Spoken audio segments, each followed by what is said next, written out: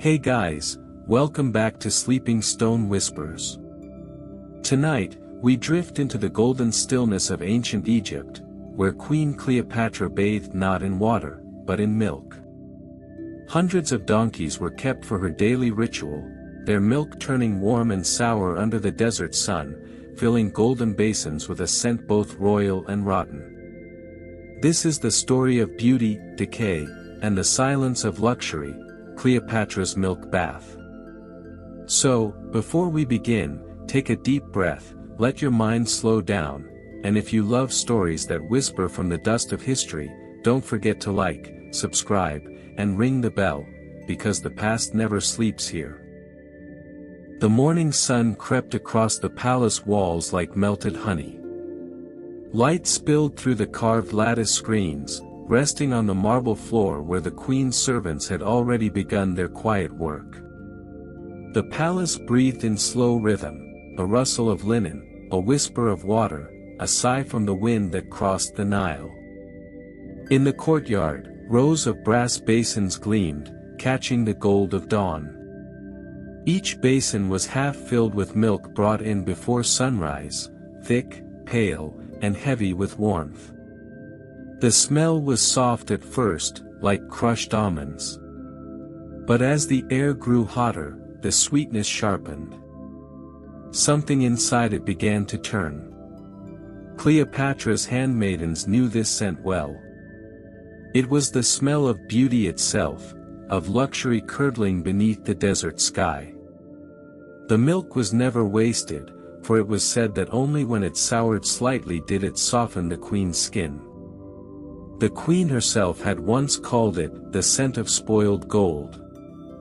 A servant girl, no older than 14, carried another clay jar of milk into the chamber.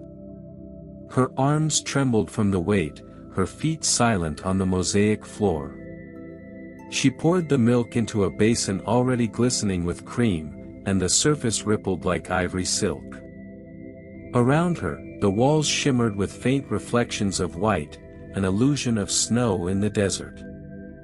From the doorway, the keeper of the bath watched. His task was simple but endless, to count every jar, every basin, every drop that would touch the queen's skin. Behind him, in the stables, the donkeys brayed softly, the sound carrying through the corridors like a chant. There were more than 700 of them, some said 1,000, kept only for her baths. Their milk was precious as oil, sacred as perfume. Outside, the heat gathered its weight. The milk, once cool, began to breathe. A thin film formed on the surface of the basins, smooth, glimmering, almost alive. Flies hovered, then vanished into the stillness. The scent deepened, thick, sweet, and faintly sour, like something between birth and rot. Cleopatra had not yet risen. Her chamber was shaded, perfumed with myrrh and lotus. The curtains trembled with the faintest breeze, carrying the first note of the milk's changing air. She would know it even in her sleep, that drifting fragrance, half divine, half decayed. It was how every morning began. In the kitchens, another servant stirred honey into warm water. In the garden, musicians tuned their quiet instruments for the queen's awakening. And above them all, the palace shimmered under the growing sun, gold upon gold, silence upon silence. Soon she would step into the bath, into the white sea of her own legend. But for now, the world waited, breathing the strange perfume of beauty turning into time. And in that waiting, the scent of spoiled gold filled the halls, patient, royal, and eternal. By mid-morning, the palace had fallen into its ritual hum, soft footsteps, clinking metal, the faint echo of water poured from jar to jar. Beyond the shaded arches, the courtyard blazed like a mirror. The sun was not a thing above the world today, it was the world itself, a white, burning eye watching everything in stillness. At the center of that light stood the basins, circles of gold and brass arranged like a small army. Some were shallow, some deep, each filled to the rim with milk so pale it reflected the sky. Steam rose from their edges, thin and invisible until it caught the sun. It smelled of warmth, of sweetness, of something slowly beginning to spoil. The servants worked without speaking. Each one knew their place in this quiet choreography. One lifted a jar, another stirred the milk with a silver rod, another fanned away the flies. None dared look directly toward the queen's balcony. She was not yet there, but her presence hung over the courtyard like a shadow made of silk. At the far end, the keeper of the bath stood beneath a parasol, counting in a whisper. 79, 80, he paused, squinting at a basin where the milk had begun to thicken at the edges. He noted it with a slow nod, it would be ready first. The perfect balance between fresh and spoiled, between sweetness and decay. A donkey brayed from the stables beyond the walls. Its voice rose and cracked in the heat, a sound almost human. The animals had been milked since dawn, their handlers moving through clouds of dust and the smell of hay. A servant girl, skin darkened by the sun, approached with another bucket. Her hands were blistered from the handles, but she smiled faintly as she set it down. Above her, the desert wind carried the faint chime of gold ornaments. Curtains fluttered on the balcony. The queen was awake. The attendants froze for a moment, as if the air itself had stopped. Then came the soft shuffle of sandals on stone, and from the shadowed doorway appeared Cleopatra. She did not rush, she never did. Every movement was a kind of ceremony. Her robe was pale linen, thin as breath, the color of crushed pearls. Her hair, heavy with oil and gold dust, fell in quiet waves to her shoulders. Around her wrists, serpents of polished metal coiled and gleamed. She paused at the edge of the courtyard, eyes half closed against the brightness. Before her, the basins shimmered, an endless sea of white and gold. For a moment, the desert seemed to bow. The keeper approached and knelt. "Your bath awaits, my queen," he murmured. She did not answer. Her gaze moved across the basins, slow and deliberate. A thin smile touched her lips, the kind that knew both beauty and boredom too well. She lifted one hand and dipped her fingers into the nearest basin.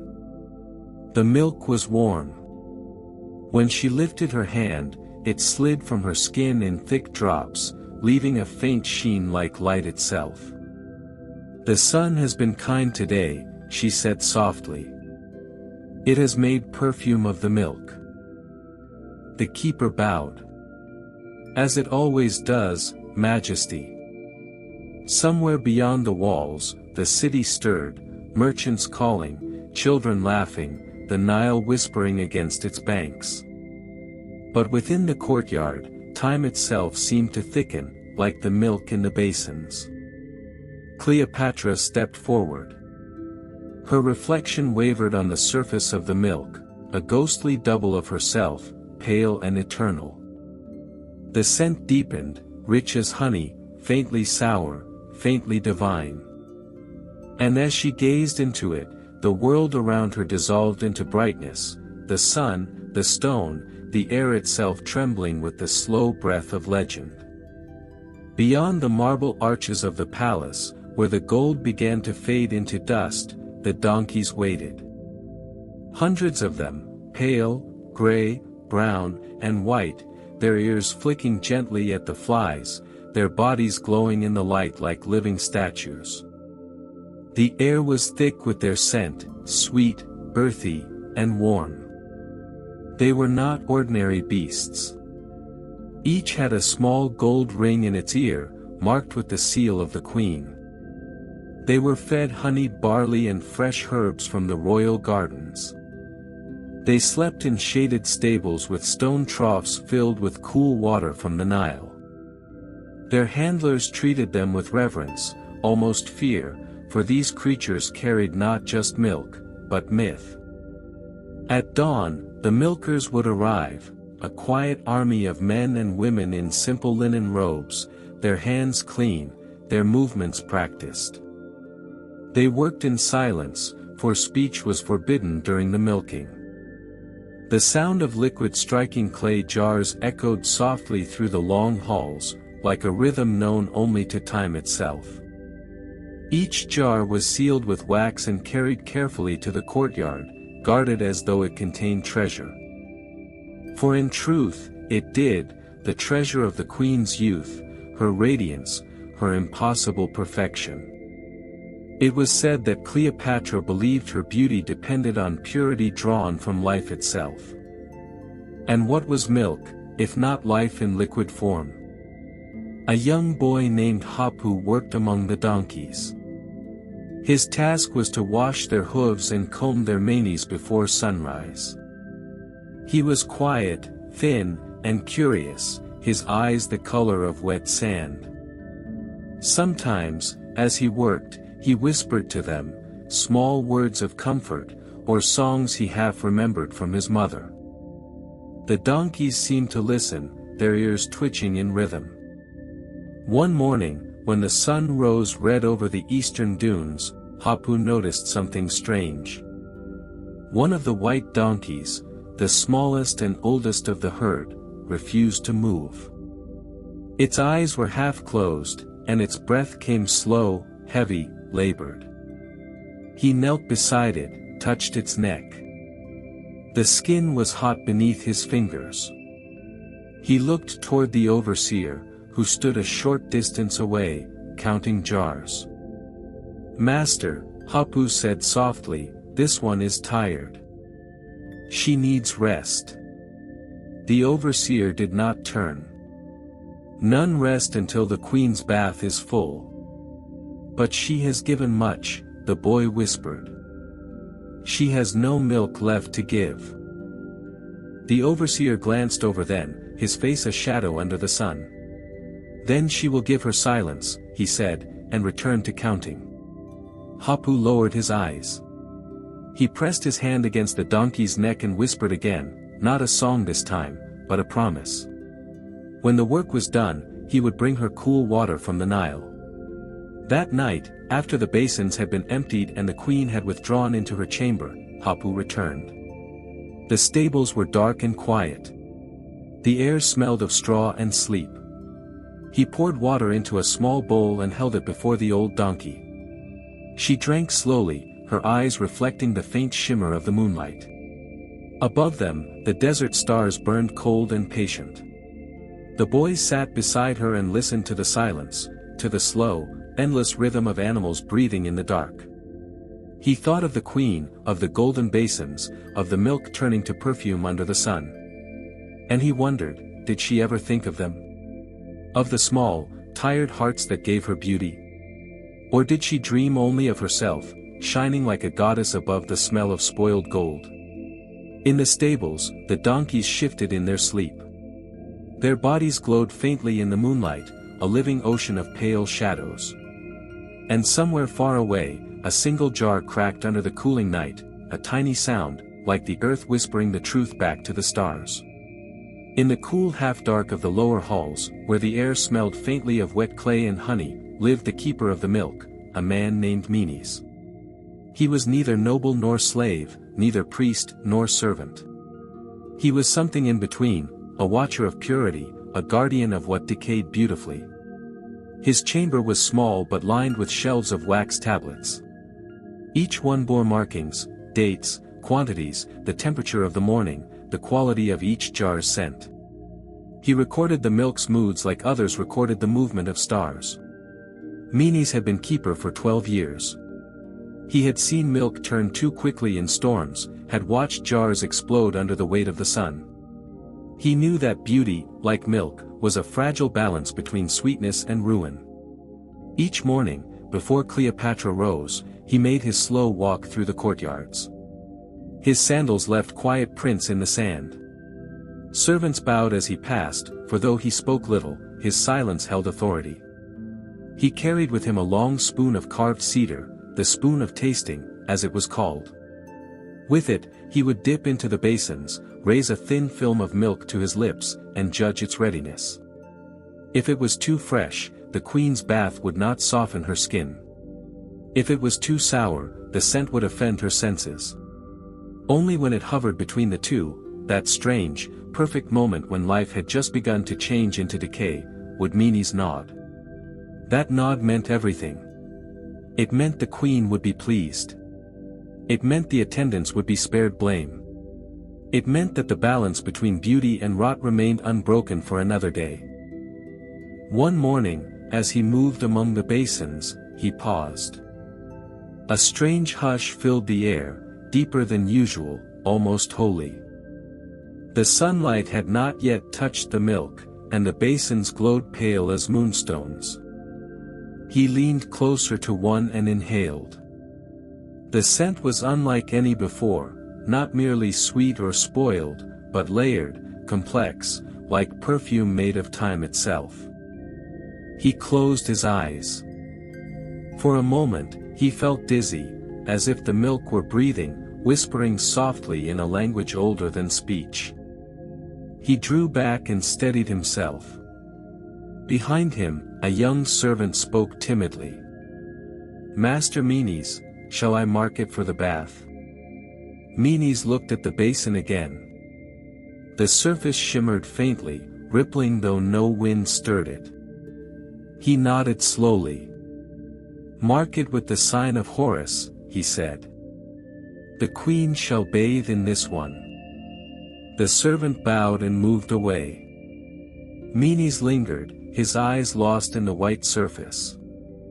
A single fly landed on the milk, struggled briefly, then sank without a trace. He whispered to himself, even perfection must feed something. Later, as the day grew hotter and the queen's attendants prepared her bath, Menes sat in his chamber, writing on a wax tablet. His hand trembled slightly. He could not shake the feeling that something was changing, not in the milk, but in the air, in the rhythm of the palace itself. Outside, the donkeys brayed softly, their cries thin against the weight of the sun. Somewhere, a jar cracked. Somewhere else, honey spilled. And as Menes dipped his cedar spoon into a final jar, the scent rose once more, that delicate mix of sweetness and rot, gold and ruin, the scent of the queen's legend being born again, drop by drop. The sun had climbed to its quiet height, and the palace of Cleopatra shimmered like a mirage between the Nile and the dunes. Heat pressed against the walls, the air itself seemed to hum. Inside, the smell of milk drifted like a dream, heavy, soft, and strange. It was the hour when the milk turned sweet. Not by hand, nor by flame, but by the slow alchemy of air and silence. The milk in the golden basins began to change its soul. Its coldness softened. Its scent thickened. What was once simple nourishment became something richer, half perfume, half memory. The attendants knew this moment well, they called it the queen's hour. In the courtyard, Menes, the keeper of the milk, stood with his cedar spoon poised above a basin. The sun painted thin halos on the milk's surface. He lowered the spoon, touched the liquid, and brought it to his lips. The taste was faintly sour, faintly floral, the perfect edge between bloom and rot. He nodded. "It is ready." At his signal, the attendants began their slow work. They moved with the patience of monks. One stirred honey into the chosen basins, another crushed petals of lotus and blue water lily between her fingers, letting the color fade into white. The scent grew deeper, not just sweet now, but ancient, as though it remembered the hands that milked the donkeys and the fields where they grazed. From her balcony, Cleopatra watched. Her eyes were half closed, her face calm, unreadable. A faint breeze touched her hair and carried the smell upward. She breathed it in, long, slow, deliberate. She remembered the first time she had bathed in milk. She had been 17 then, still a princess, not yet a queen. Her mother's attendants had prepared the bath for her on the eve of a festival. She had stepped into it trembling, expecting nothing. But when she rose, her skin shone like pearl. The courtiers whispered that she glowed as though lit from within. Since then, no day had passed without the ritual. No matter the season, no matter the wars at the border or the messengers who brought bad news, the queen's milk would always be gathered, poured, and left beneath the desert sun until it turned sweet. She believed it was not the milk alone that gave her beauty, but the patience within it, the waiting, the slow surrender to time. In the stables, the donkeys rested in the shade, unaware of the glory their labor had become. A few pawed at the ground, stirring dust into the still air. The boy Hapu sang softly to the smallest one, his voice barely more than a breath. The palace itself seemed to listen. Every pillar, every gold bowl, every grain of sand outside the walls had learned this rhythm, the rhythm of things slowly turning, sweetening, surrendering. As the queen descended the steps to her bath, the air grew still. The servants fell silent. The basins gleamed like molten ivory. Cleopatra touched the rim of the first basin, and her reflection trembled across the milk's smooth skin. She dipped one hand, then another, and whispered something in Egyptian, an old word for blessing, or perhaps remembrance. The milk clung to her like silk. Its warmth rose through her body, its scent surrounded her like an invisible crown. She closed her eyes and let the sweetness take her. Outside, the desert wind sighed. Inside, the milk rippled once, then stilled, pale, perfect, eternal. The hour had passed. The milk had turned sweet. And with it, time itself seemed to soften around the queen. Her name was Nephira. She was neither seen nor spoken to, yet her presence lingered in every bath the queen ever took.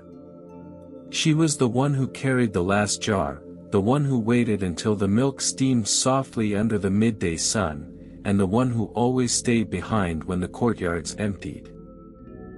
She had come to the palace as a child, too small to lift a jar, too shy to speak above a whisper. The years had turned her quiet into habit, her gaze into patience. While others hurried, Nephira simply watched. And what she watched most was the steam. Each morning, when the sun reached its cruelest height, the basins began to breathe.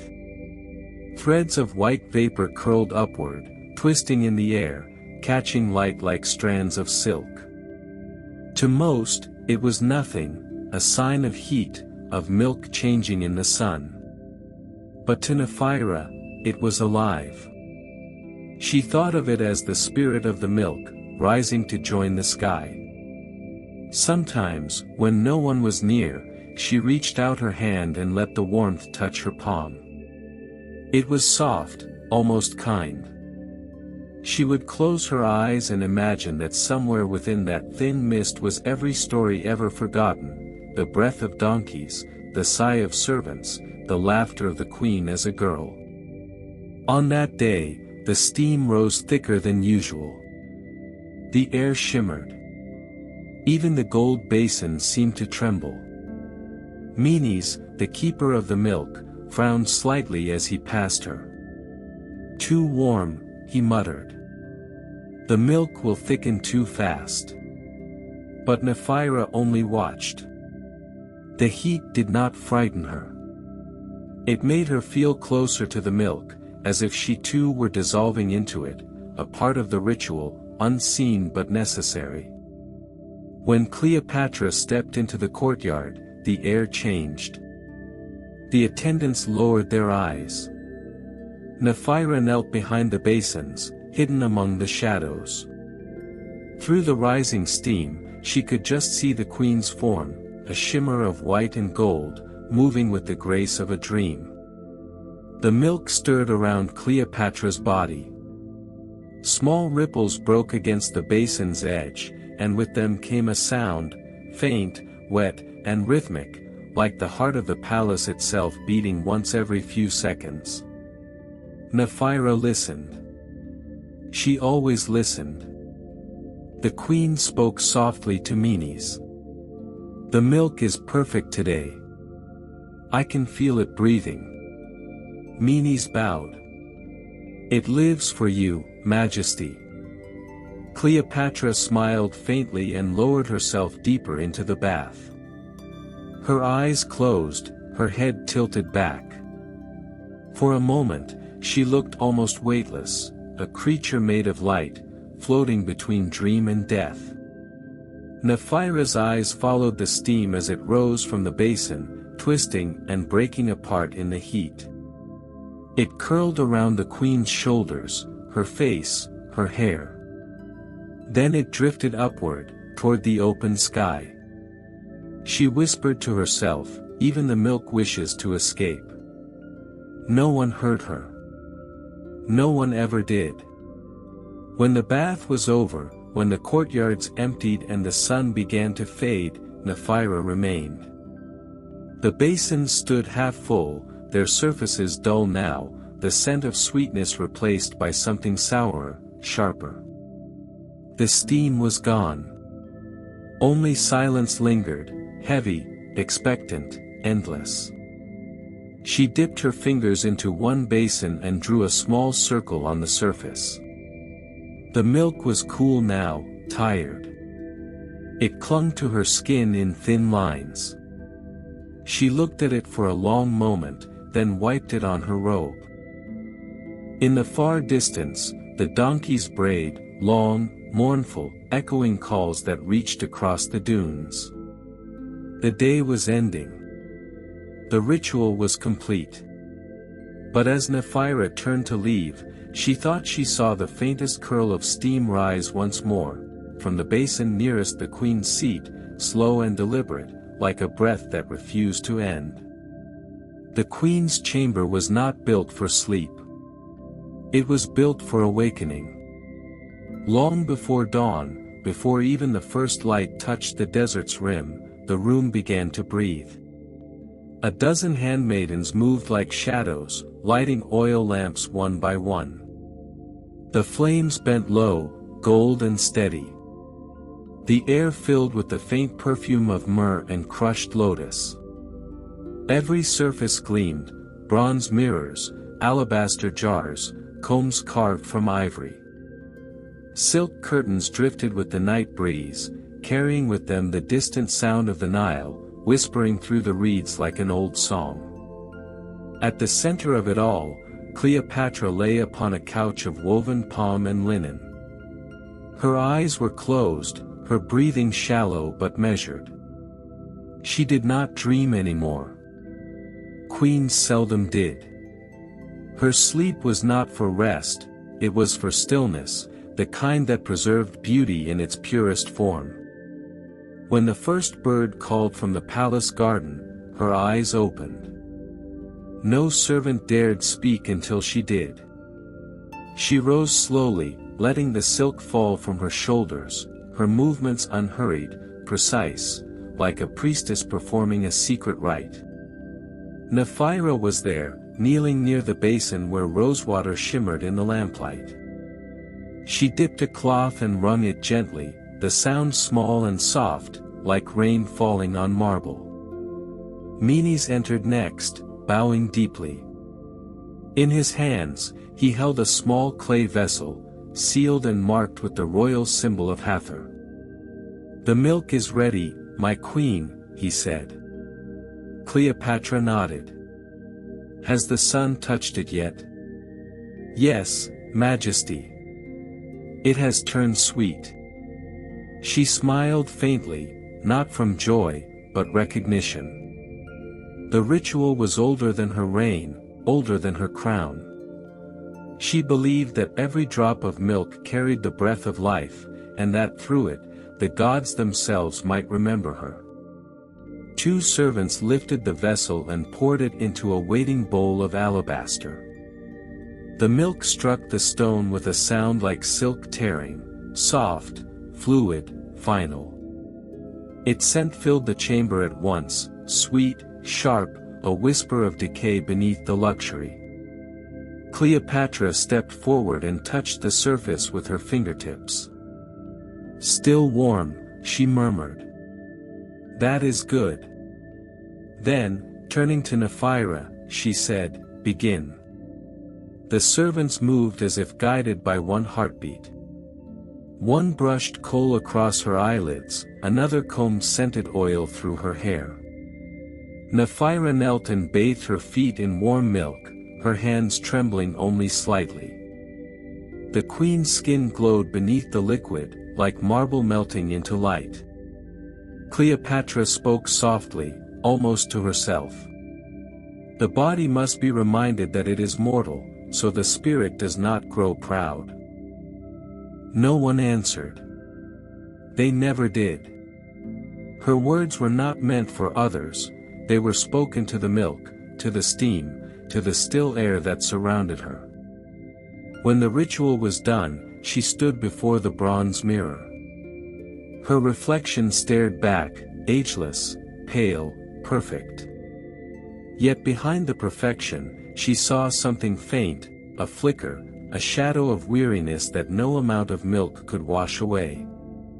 Outside, the palace was stirring. The bray of donkeys echoed faintly, followed by the sound of sandals on stone. The day was beginning, as it always did, in the same rhythm: heat, scent, silence, beauty. Cleopatra turned away from the mirror. Prepare the courtyard, she said. I will bathe in the basins when the sun reaches its full strength. Menes bowed and left, his steps soft on the polished floor. The handmaidens followed. Only Nephira remained for a moment longer, staring at the pale milk in the alabaster bowl. It was cooling now, thickening slightly at the edges. She thought she saw her own reflection there, faint, fragile, already fading. She looked up. The queen was already gone. The curtains swayed gently in her wake. And in that dim, perfumed room, the scent of spoiled gold lingered, sweet, tired, and eternal. The mirror stood alone at the far end of Cleopatra's chamber, a tall, round disk of polished brass framed in dark cedar wood. It had been brought to her from Alexandria, the city of light and learning, crafted by a man who claimed he could catch the reflection of the moon itself. For years, the mirror had faced her, and she had faced it. Neither aged. Both changed. Each morning, the servants wiped its surface with a cloth soaked in rosewater and vinegar. The metal was old now, faintly tarnished around the edges, and yet it still held the world inside it, a silent, shimmering world that breathed when she breathed and moved when she moved. When Cleopatra stood before it, she did not see herself at once. The light of the lamps always came first, the slow gold shimmer that trembled across her face like dawn over the Nile. Then came the eyes, calm, unblinking, ancient. She stared, and the mirror stared back. Behind her reflection, faint and wavering, she saw the ghost of yesterday's queen, the woman she had been, the one who laughed too freely, who trusted too deeply, who still believed beauty could be her salvation. That woman lived inside the mirror now, quiet, patient, waiting to be remembered. Cleopatra reached out and touched the cold brass with her fingertips. It was smooth, but not forgiving. The surface gave nothing back, no warmth, no softness. Only light. Only truth. She whispered, "How many faces have I worn, and how many have you kept?" The mirror, of course, did not answer. But in the faintest shimmer, she thought she saw 1,000 faces overlapping, the young queen, the lover of Caesar, the mother, the goddess, the ghost. Each reflection held its breath, and she felt them watching her in return. The scent of milk still clung to her skin, sour and floral. Beneath it, the faint trace of oil and lotus. These were her daily masks, carefully mixed and layered until even her own body became a creation of art. But the mirror knew better.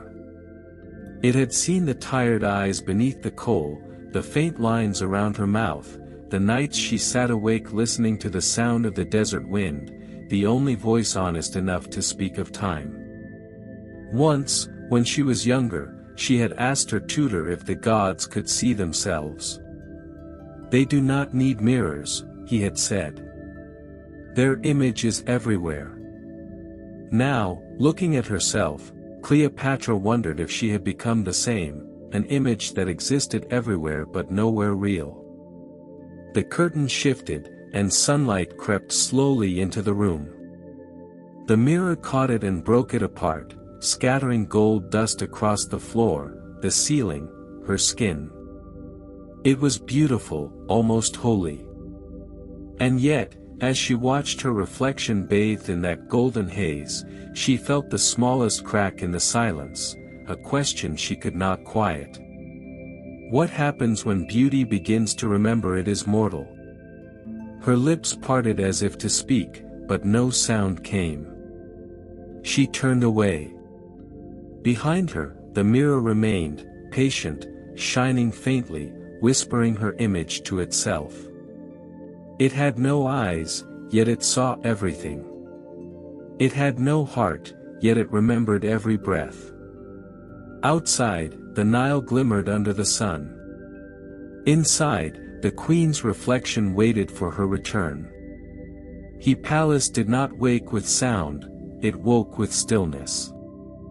From the outer courtyards to the queen's private halls, the air hung thick with heat and perfume.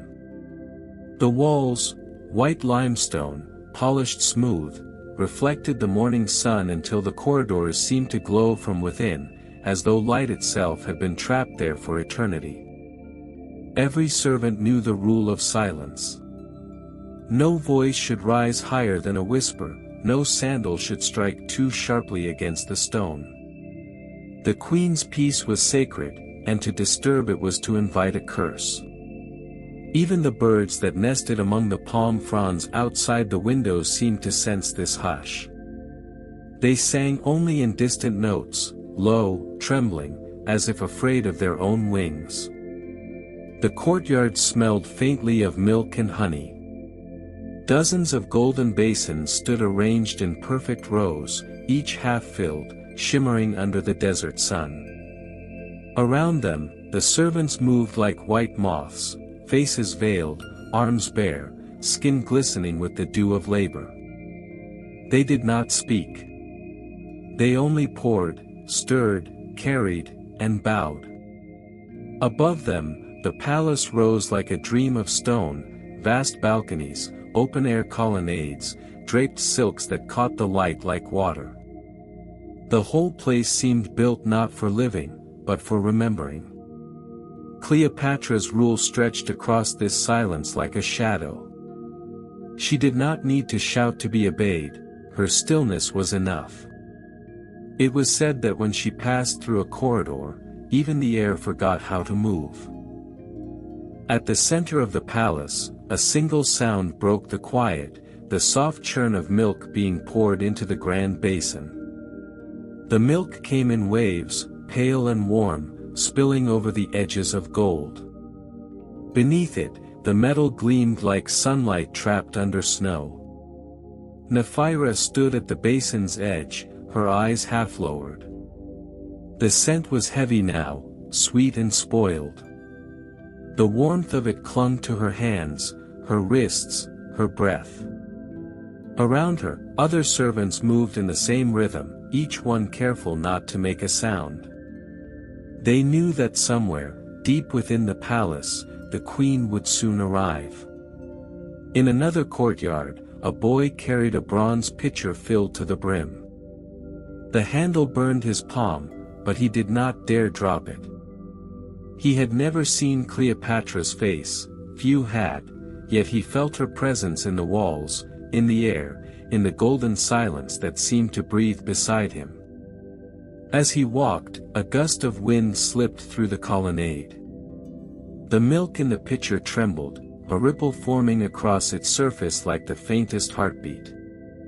For a moment, the boy thought he saw something, a reflection, a shimmer, the shape of a crown, the glint of gold. Then it was gone. He did not look again. He bowed his head lower and continued. All around him, the palace murmured without words. Curtains swayed. Lamps flickered. Steps echoed faintly, far away. The palace of white silence was alive, not with sound, but with listening. It listened to the breath of its servants, to the creak of its marble bones, to the faint slosh of milk in distant basins. It listened to the queen's pulse, faint but certain, like the steady beat of time itself. And in that hush, something deeper stirred, a quiet that was not peace, but waiting. Waiting for the next step, the next ritual, the next breath of milk and gold. Waiting for the queen to appear, and break, if only for a moment, the spell of her own silence. Beyond the marble gates of Alexandria's palace, the world widened into light. The desert rolled out like a golden sea, unbroken except for the faint shimmer of distant herds, white shapes moving slowly through the haze. There they were, Cleopatra's donkeys. Hundreds upon hundreds of them, their coats pale as salt, their ears sharp and trembling in the morning wind. They grazed in quiet order, each step soft, careful, rhythmic. From a distance, their movement looked like ripples on still water, an endless tide of white against the yellow sand. The sound they made was not loud.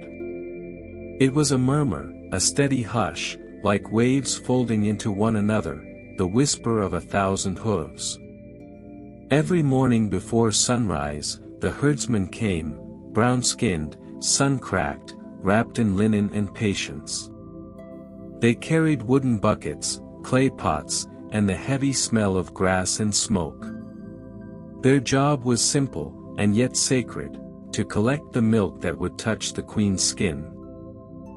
Each donkey had a name, though no one but the herdsmen knew them. Names whispered under breath as they worked, like prayers offered to no god in particular: Hera, Numa, Sephra, Tanae. The animals flicked their ears, snorted softly, as if answering back. The first milk was always warm, alive, almost breathing. Steam rose from the clay pots as it was poured and carried down to the shaded tents. The air filled with a scent both raw and sweet, a living perfume, drawn from the sun itself. A young herdsman named Carew worked in silence beside his father. He had never seen Cleopatra, but her name lived in every drop of milk he touched. He sometimes wondered if she even knew how many hands lifted her beauty each morning, how many backs bent beneath her rituals. His father once told him, "We are not feeding her skin. We are feeding her legend." And Carew had nodded, though he did not understand then what legend meant. Now, watching the endless herd shimmer in the heat, he thought he might. The donkeys moved together, tails flicking, hooves soft against sand. A rhythm without end. A whisper without words. Overhead, vultures circled lazily, their wings stretched wide against the pale sky. From far off, the wind carried the scent of milk and salt, mingled with the faint, dry sweetness of dying grass. At midday, when the sun became too sharp to breathe, the herds rested. The milk, sealed in jars of clay, was loaded onto wooden carts drawn by oxen. The jars were wrapped in damp linen, to keep the contents cool, though it seldom worked. By the time they reached the palace, the milk would be halfway to sour. And that was how the queen liked it. The herdsmen did not question why. They only worked, day after day, season after season, until the whisper of hooves became the sound of their own hearts. As dusk fell, the herd gathered close, their white coats glowing faintly in the fading light. Karoo stood still, listening. In that hush between day and night, the air seemed to hold its breath. It was then he realized, the sound of the herd was not only the whisper of labor. It was also the whisper of devotion. To beauty. To ritual. To something greater than understanding. The milk of 1,000 donkeys would travel back to the palace tonight. And by morning, it would become part of the queen's skin, the line between earth and eternity, drawn again in white. By noon, the palace was a mirror of light.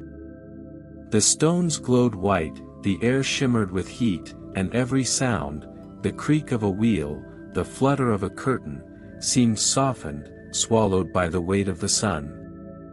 Through the wide southern gate, the milk caravans arrived.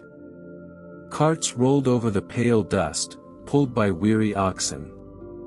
The clay jars trembled with every turn of the wheel, their contents whispering softly, alive and restless beneath their lids. The servants met them in silence. Barefoot, faces veiled, they carried each jar to the great courtyard of basins, a circle of gold, 50 wide bowls gleaming like captured sunlight. The air smelled faintly of honey, of flowers burned dry in the sun, of something just beginning to turn sweetly sour. From the far balcony, Cleopatra watched. Her form was motionless, a white figure against the pale marble. The linen of her robe clung to her skin, shimmering faintly, her eyes half closed against the glare. She did not need to speak. The ritual was older than command. One by one, the servants lifted the jars and began to pour. The first sound was soft, a sigh of liquid meeting metal. Then came the rhythm, slow, patient, unbroken. Milk poured in long white ribbons, folding into itself, swirling in lazy spirals.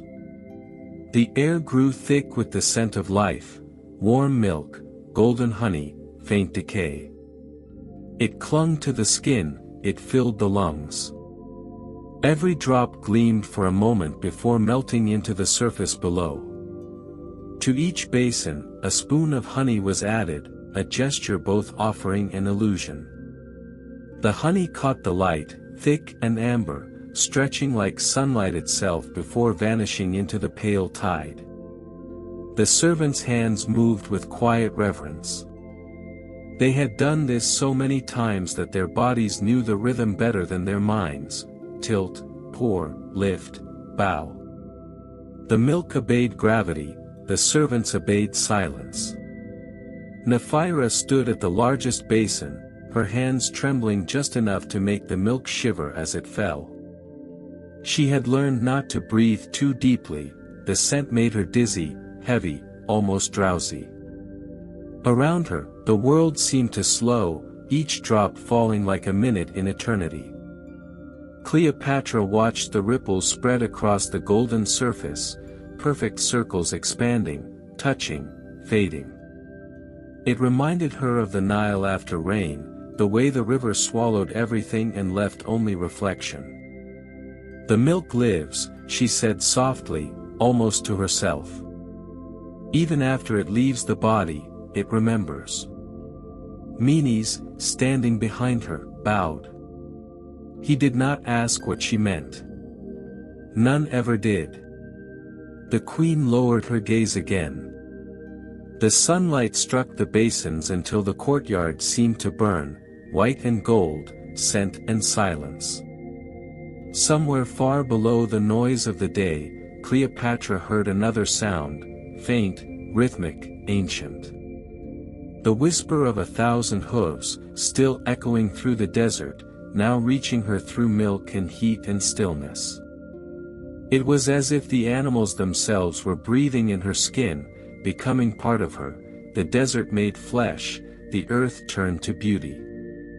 And when the last drop was poured, and the final shimmer of honey sank beneath the surface, Cleopatra whispered a single word.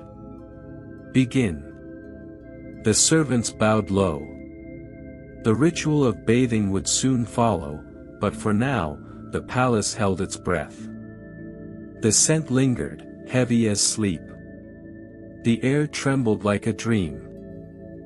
And the basins, filled with light and milk and time, waited, shining softly, like mirrors made of silence. His name was Asedum, though no one ever used it. To the others, he was simply the counter, the boy who kept track of how many buckets of milk entered the palace each morning, and how many were emptied into Cleopatra's golden basins by noon. He was 12 years old, though his eyes were older. He lived in the shadow of the southern wall, in a room no wider than a doorway, with a slate, a piece of chalk, and the endless smell of milk.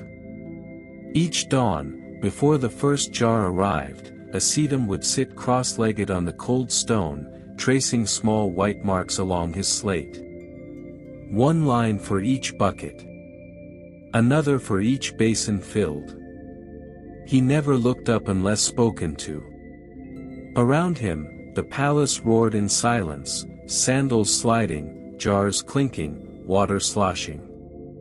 It was a quiet that had its own language, one Asedum knew by heart. He knew the sound of fresh milk, thin, light, with a quick rhythm when poured. He knew the sound of old milk, heavy, slow, almost breathing. He knew how many buckets it took to fill the queen's smallest basin, and how long it took for the scent to turn from sweet to spoiled beneath the sun. It was his only world, and it was enough. Sometimes, as he worked, he imagined what happened beyond the marble doors, the queen's chamber, the golden mirrors, the shimmering basins. He pictured Cleopatra herself, floating like a statue in white milk, her skin shining, her eyes half closed. He wondered if she ever thought about the people who brought her that stillness, or if she even knew they existed. Once, he asked his overseer, "Does the queen know who counts the buckets?" The man laughed softly, a dry, tired sound. "The queen knows only the number, not the counter." After that, Asedum never asked again. By midday, the courtyard blazed with light. The last of the jars had arrived, and the milk was already changing, thickening under the sun. Asedum sat at the edge of the basin, marking one final line on his slate, 206. That was the count for the day. The same as yesterday. The same as tomorrow. He watched the servants pour the milk in long, slow arcs, the liquid flashing gold as it fell. For a moment, it looked like sunlight made soft, like something divine. Then the smell reached him, heavy and sweet, and the illusion broke. A fly drifted past his face, lazy and unafraid. He did not swat it away. When the queen's voice echoed faintly from within, that single word, "Begin," Asedum looked down at his slate again. His fingers were white with chalk, his nails crusted with dust. He drew one final mark and whispered under his breath. "One more day of beauty." Then he wiped the slate clean. By evening, the courtyard would be washed. The basins would gleam again. The milk would be gone, poured out, absorbed, forgotten. But acetum would still be there, counting, marking, breathing in the sweet, spoiled air of eternity. And somewhere beyond the golden walls, the sound of hooves would begin again, 1,000 quiet hearts beating for one woman who would never hear them. No shadow moved in the palace courtyard. The sun hung like a molten coin above the stone walls, pressing down until even the air seemed too heavy to lift. This was the hour when everything stopped, even time, even thought. The servants stood motionless in the shimmering light, their linen veils clinging to their faces. The basins before them were filled to the brim, glowing white and gold, their surfaces trembling with faint heat. From a distance, the milk looked still. But up close, it was alive, breathing softly, shifting beneath the sunlight. Tiny bubbles rose and broke, releasing the faint, strange perfume of sour sweetness. It was a scent that belonged only to Cleopatra's palace, half death, half beauty. Milk turning under the desert sun. Honey melting into decay. Luxury fermenting into something that smelled almost holy. The courtyards were quiet except for the hum of flies, circling lazily above the basins. They were not swatted away. To disturb the air now would be to offend the ritual itself. At the far end, Nephira waited near the queen's basin. Her lips were pale, her hands folded tightly together. Sweat rolled down her neck, tracing dark lines across her linen robe. She could taste the air, thick and sour, like breath from an ancient mouth. Menes stood beside her, his posture stiff. He, too, felt the strange power of the moment. Noon was not simply an hour in Cleopatra's palace, it was a ceremony in itself. The very light seemed to bend in her honor. Behind the marble arches, a soft sound stirred, the whisper of sandals against stone. Heads bowed. Backs bent. Cleopatra was coming. The queen entered slowly, as if the heat itself parted to let her pass. Her robe was thin as mist, her jewelry muted by the brightness. The air around her seemed cooler, gentler, though perhaps it was only imagination, the mind's small rebellion against the sun. She stopped beside the grand basin. The milk shimmered faintly, a pale mirror catching her reflection, a goddess made of flesh and exhaustion. "Is it ready?" she asked, her voice low, almost lost in the thick air. "Yes, my queen," Nephira whispered. "It has turned." Cleopatra's lips curved in that faint, unreadable smile, the one that seemed to know both pleasure and sorrow in the same breath. "Then it is perfect." She touched the surface with her fingertips. Warm. Slick. Alive. The milk clung to her skin like memory, soft and sweet at first, but beneath it, something sour, something ancient. Around her, no one moved. The servants watched her shadow ripple on the basin's surface. Even the flies seemed to hover more slowly, caught in the same sleepy spell. The sun shifted slightly, spilling light through the hanging silks, turning everything gold and white and unreal. For a moment, Cleopatra closed her eyes. She could feel the heat pressing against her face, could smell the mingling of milk and sweat and honey. It was heavy, almost intoxicating, a scent of life decaying beautifully. When she opened her eyes again, she whispered, "Bring the oils." And so began the second part of the ritual, the one no outsider ever saw. The moment when luxury crossed into devotion. When beauty and death shared the same breath.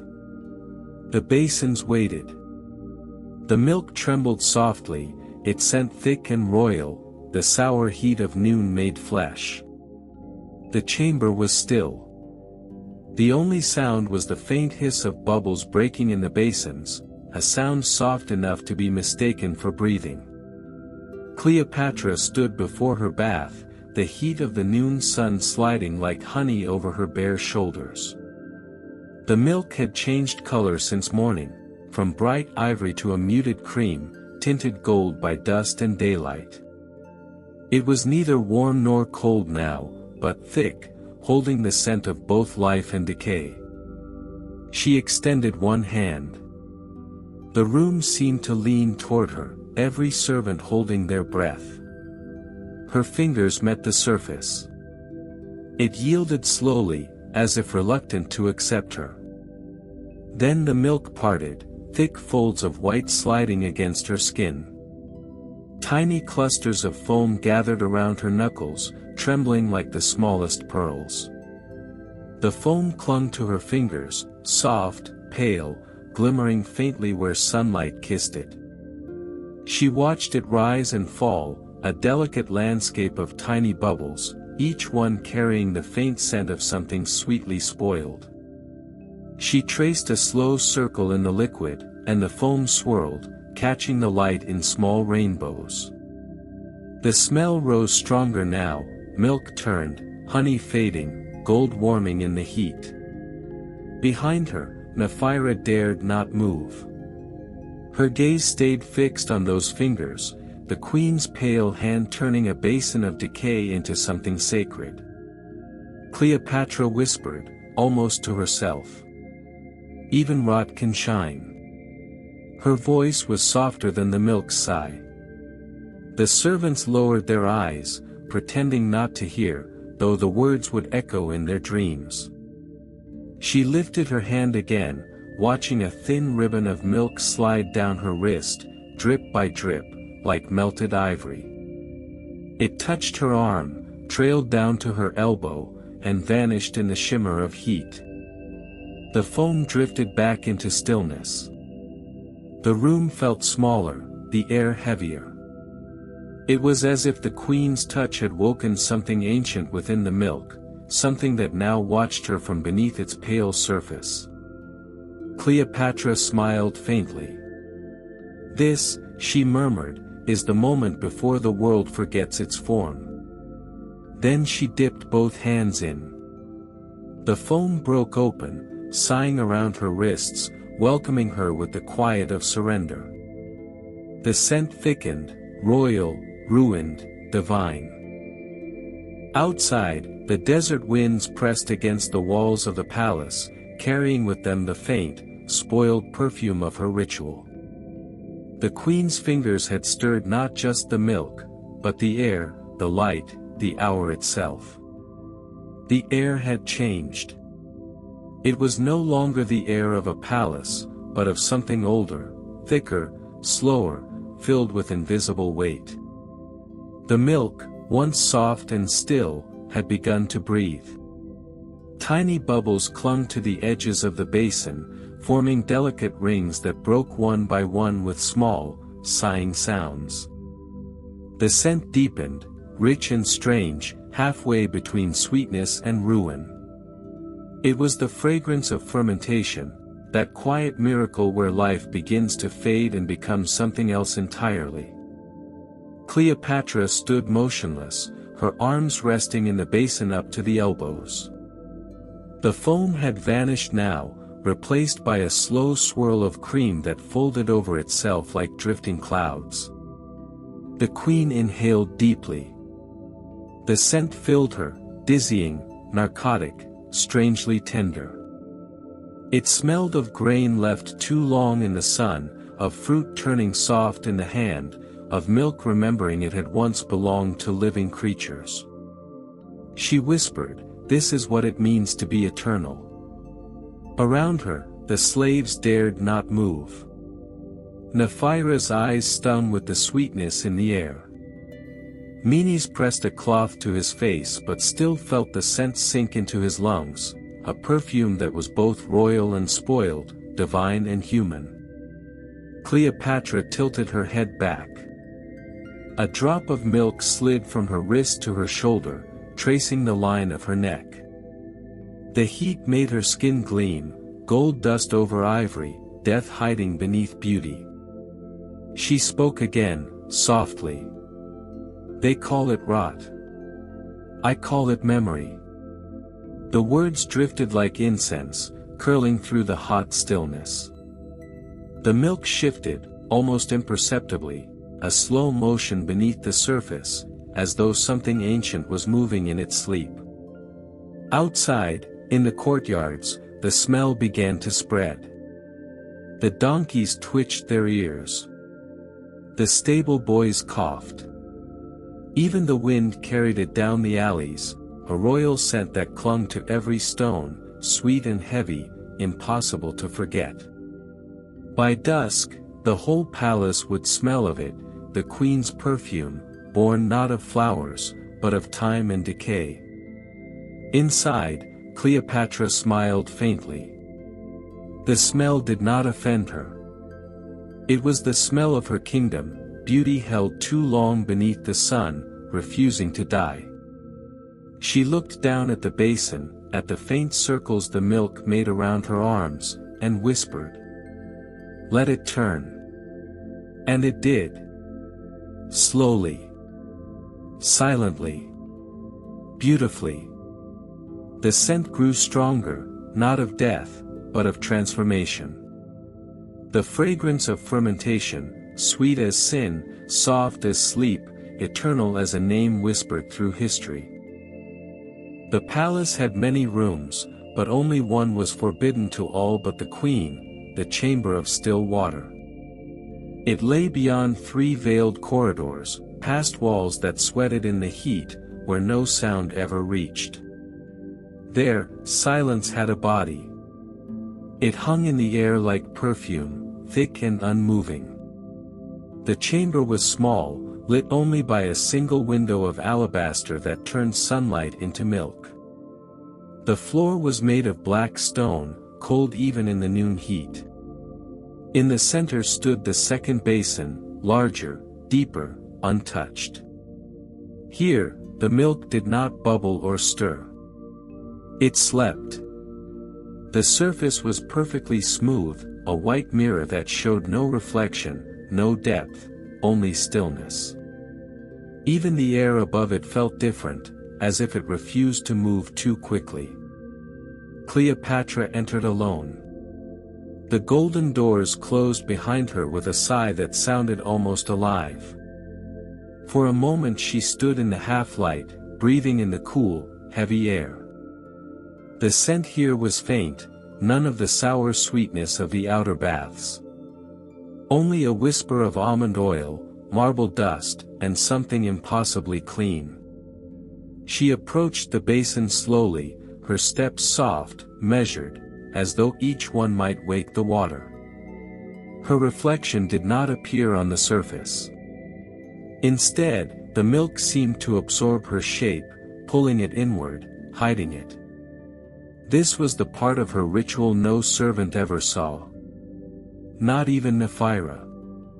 Here, Cleopatra was not queen. Not goddess. Only a woman watching herself disappear. She dipped one hand into the still milk. The liquid parted soundlessly, folding around her skin with impossible gentleness. It was neither warm nor cold, temperature forgotten. The silence grew deeper. Even her breathing seemed too loud, too alive. She thought of how many mornings she had done this, hundreds, perhaps thousands. And yet the water always waited the same way, patient, blank, unjudging. Cleopatra whispered.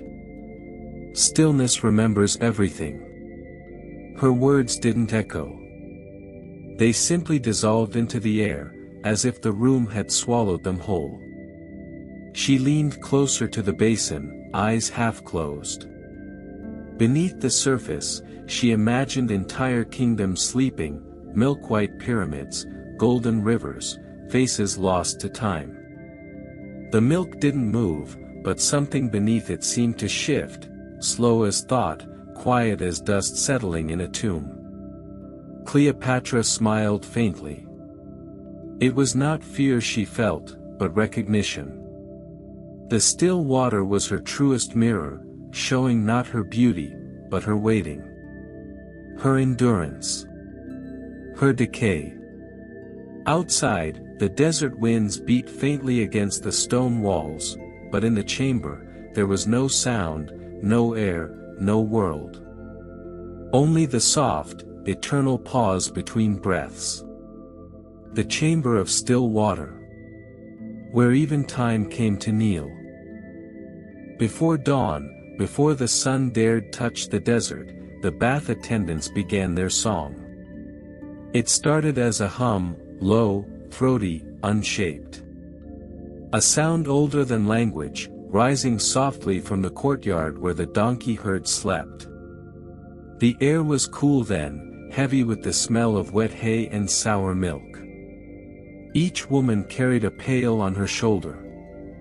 The handles creaked. The rhythm of their steps matched the beat of their humming, 1, 2, 1, 2, a quiet march through gold dust and shadow. The song had no name, yet everyone in the palace knew it. It was the sound of service, of dawn and duty and devotion. Its words, when spoken, were simple. Pour the white. For the skin of the night. Stir the gold. For the heart grown old. Cool the sun. Till her day is done. Their voices were soft, almost shy, not meant for ears, but for the basins themselves. The milk seemed to respond, trembling faintly with each verse, as if recognizing the melody that had carried it for years. Nephira, now the oldest among them, led the chant. Her hair had turned the color of dust, her voice the color of memory. When she sang, her tone wavered like heat on stone, fragile, but steady. The younger attendants followed, their bare feet tracing the same path along the tiled floor, their lips moving without thought. The song lived in them like breath, it guided their hands, softened their fatigue. They poured the milk in circles, clockwise, then still. The foam rose like morning fog, pale and glistening. The scent, half sweetness, half ruin, thickened in the air until even their lungs felt coated with it. When the last bucket was emptied, the song did not stop. It slowed. The words fell apart, became only vowels, became only air. They sang now for no one, not even for the queen. They sang because silence, after so many mornings, felt unbearable. And as the light crept across the floor, pale at first, then gold, the milk in the basins began to shimmer. The sound of their voices wove through it, soft as silk, filling the palace with something almost sacred. For a brief moment, Cleopatra's courtyard was neither royal nor human, just a space suspended in the sound of tired women singing to white water that never stopped turning. The song of the bath attendants lingered long after they were gone, carried by heat, by flies, by memory. A lullaby for the milk. A prayer for the queen. A hymn for decay. When the morning song faded into silence, all that remained was the sound of clay against stone. The attendants moved slowly now, their bare feet sliding across the wet floor, arms aching from the weight of the milk buckets. The sun had risen, soft at first, then cruel. Every surface shimmered, every breath tasted of dust and sweetness. At the far end of the courtyard stood two worlds, the golden bowls and the broken pots. The golden bowls were for the queen. Wide, shallow, perfect. Each rim carved with small hieroglyphs that whispered her names, daughter of Ra, eye of Isis, she who never ages. Their surfaces caught the light and turned it to honey. The broken pots were for the workers, chipped, uneven, their edges sealed with wax and hope. The same milk that filled the golden bowls would later be poured into these, not for bathing, but for cleaning, for scrubbing, for feeding the gardens that no longer grew. Nephira's hands trembled as she lifted one of the golden bowls.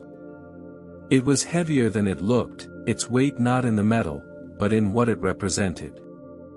Behind her, a younger attendant dropped a pot. It shattered with a sound like dry thunder. No one gasped. No one spoke. In this palace, breaking was as common as breathing. The queen would never know how often the vessels cracked. She would never smell the sharp dust of clay, never feel the cut of a broken rim against the skin. She saw only the gold, never the soil that held it up. Nephira bent to pick up the shards.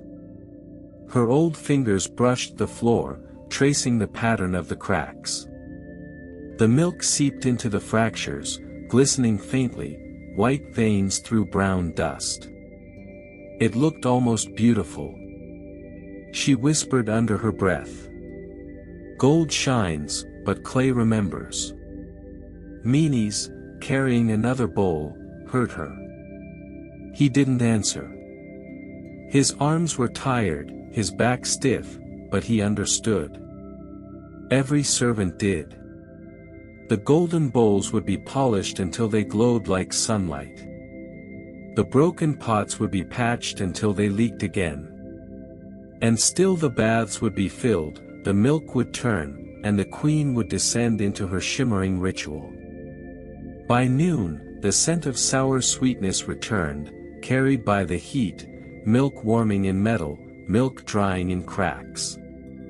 A thin fly landed on a rim of gold and walked lazily across it, tracing its reflection in the light. Nephira watched it and smiled faintly.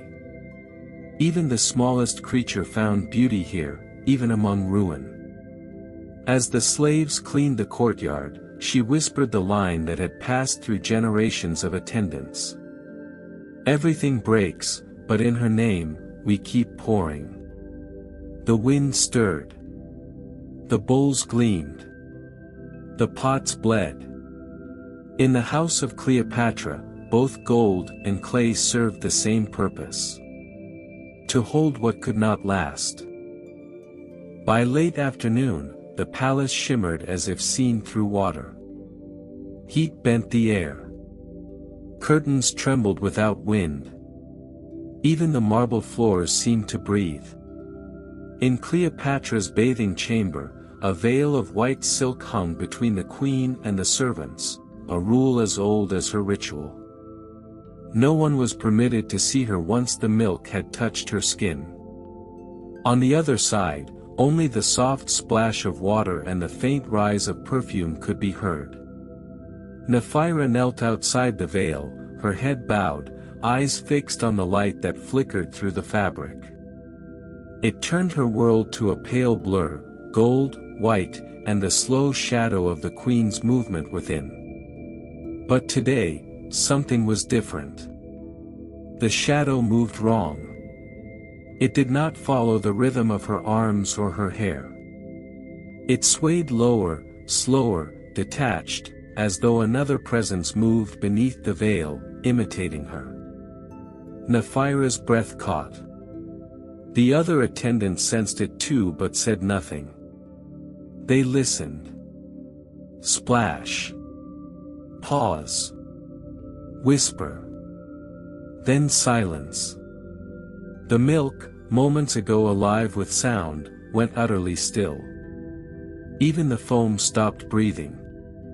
Nephira leaned closer, her fingers gripping the edge of the curtain. Through the fabric she could see the faint outline of Cleopatra's head bowed forward, or was it bowed backward? The shape blurred and trembled. The queen's voice drifted through, soft and strange. Do you see it, Nephira? Nephira froze. She had not been summoned. The queen had not spoken her name aloud in months.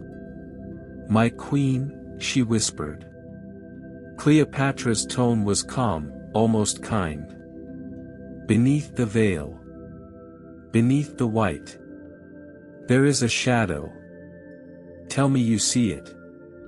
Nephira dared not lift the curtain. She could smell the milk, thicker now, heavier, as though it had been breathing too long. The air was rich with that familiar sweetness, but beneath it lingered something else, a damp, earthy note, like the breath of a closed tomb. "The light shifts, Majesty," Nephira managed. "Perhaps it is only the sun." A pause. Then, softly, "No. It moves when I do not." The words fell like drops of oil into silence. The queen's shadow swayed again, but the second shadow stayed still, darker, deeper, rooted beneath her. The attendants pressed their hands to the floor, murmuring quiet prayers to the household gods. Nephira lowered her gaze, eyes stinging with heat and fear. Then, as suddenly as it had begun, the movement stopped. The milk rippled once. The shadow dissolved. A sigh came from behind the veil, part breath, part laughter. "It has gone," Cleopatra murmured. "The milk remembers what it wishes to forget." The veil fluttered once more, and silence returned. Outside, the sun slid lower, staining the curtains gold. Inside, the air held the faint echo of something that had looked too long at the queen and vanished. And Nephira, though she said nothing, knew what she had seen. The shadow beneath the veil. That followed no queen, and yet never left her. The morning began like all others, pale light over the river, the low groan of donkeys in their pens, the smell of hay and sour air. But when the attendants poured the first buckets into the basins, something changed. The milk didn't fall smooth. It landed in clumps, small, white islands that floated and refused to melt. At first, they thought it was the heat. The desert had been cruel that week, its wind like breath from an oven. But when Nephira dipped her hand in, she felt it, the texture wrong, the liquid too thick, almost trembling. "It's curdling," she whispered. The others froze. To say that word in the queen's courtyard was a kind of blasphemy. The milk of Cleopatra was said to never spoil, her beauty was proof of its divinity. Menes bent over the basin, squinting. The curds swayed softly on the surface, glowing faintly in the light. They looked almost beautiful, tiny clouds caught in sunlight. "Perhaps the moon turned wrong," one of the younger women murmured. Perhaps the milk felt it. They spoke in whispers, afraid to breathe too loud, as if the milk might be listening. By noon, all 12 basins showed the same signs, the faint division of liquid and solid, the slow bloom of curds. The scent was stronger now, sweeter, denser, threaded with the faint tang of rot. The flies came faster than usual, circling like worshippers around a shrine. Cleopatra had not yet appeared. Her rooms were sealed, her silks drawn. It was said she'd been silent since the day of the shadow, speaking to no one, eating little, bathing alone. Nephira stood in the heat, looking at the white clumps floating in the gold bowls. The sight filled her with a quiet grief she could not name. Something about it felt final, as if the ritual itself had begun to die. She touched one of the curds.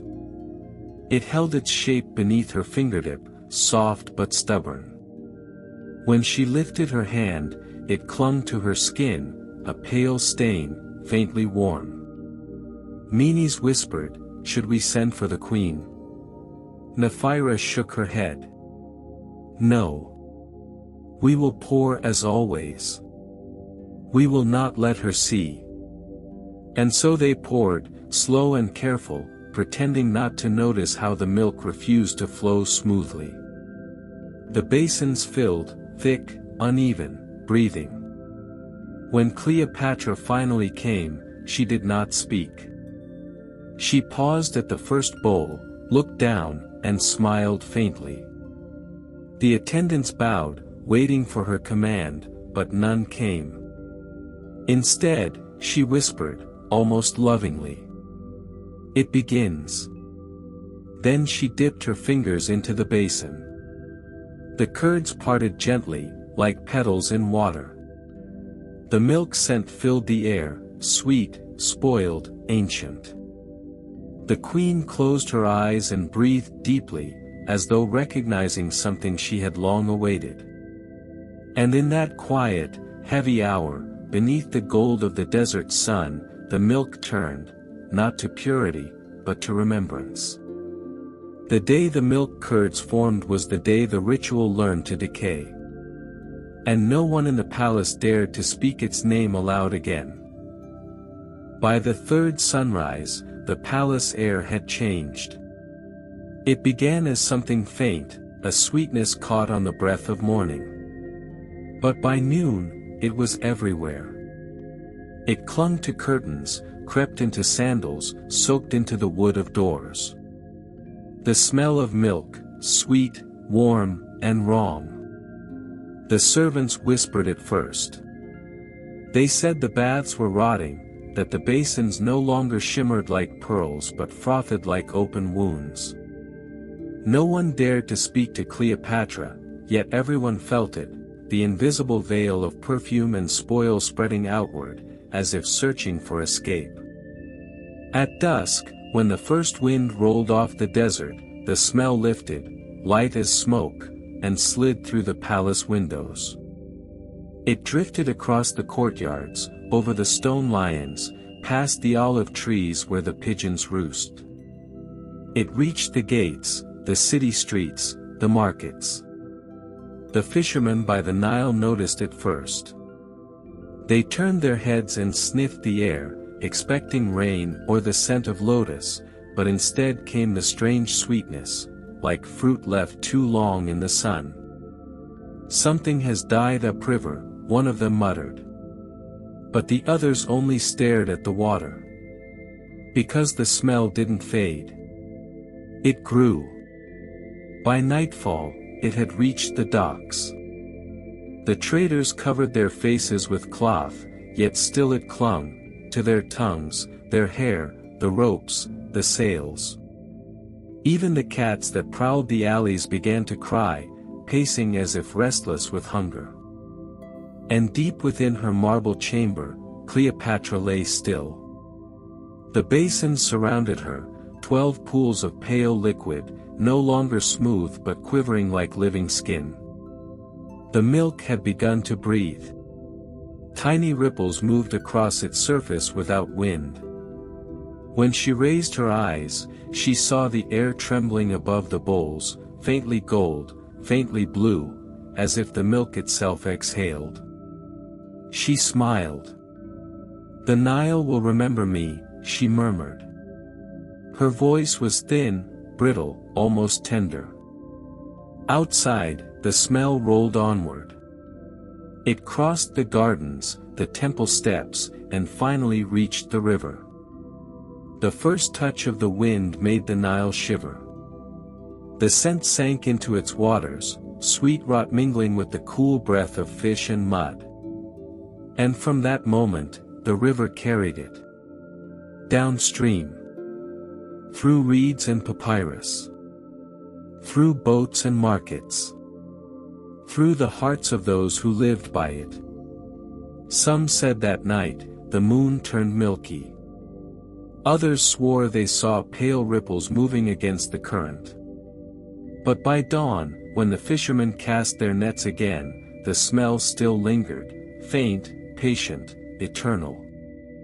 And somewhere beneath the palace walls, a single droplet of curdled milk slipped into the drain and joined the flow, carrying with it the queen's reflection. The Nile had taken her offering. And the city, though it did not yet know it, had begun to drown in her perfume. By the next morning, the palace shone too brightly. The sun burned on every wall, on the gold-tipped columns, on the glazed tiles that reflected the Nile's light like mirrors. Yet no one dared to step outside. The servants whispered that the air itself had turned heavy, that each breath carried sweetness and sickness together. The scent of milk no longer drifted, it hung, thick and motionless, as if the world had stopped breathing. Then came the shadows. At first, just one or two, black wings cutting across the courtyard. By noon, the sky above the palace roof churned with them, vultures, dozens of them, circling and circling, their dark forms tracing lazy rings in the molten air. They made no sound at first. Only the slow flap of feathers. But as the heat thickened, a croaking began, low, guttural, ancient. The kind of sound that pulls the skin tight behind the ears. From her window, Cleopatra watched them. Her bare arms glowed with oil, her hair coiled like black silk around her shoulders. She looked not alarmed but amused. "Do you see them, Iras?" she murmured to her handmaiden. "They are early today." The girl beside her bowed her head, trembling. "My queen, they do not come for you."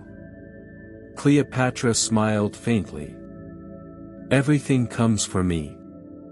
Below, the attendants hurried across the courtyard with cloths over their faces, carrying fresh pails of milk that steamed in the sun. But even as they poured, the vultures screamed, a sound like tearing silk. One dropped lower, its wings slicing through the golden light, casting a trembling shadow over the queen's face. She did not flinch. She raised a hand, palm open, as if greeting it. "I am not dead yet," she whispered to the air. "You are impatient." The bird veered away, its cry echoing against the marble. By late afternoon, the roof tiles grew hot enough to burn. The air shimmered, the smell deepened, a perfume made of rot and honey. The vultures gathered closer, their wings blotting the sun. Even the palace cats hid beneath the pillars, eyes glowing like coins in the dark. And from the Nile below came a strange reflection, light trembling across the water, the smell of milk carried upward in waves. When the priests came to bless the baths that evening, they found feathers scattered across the terraces.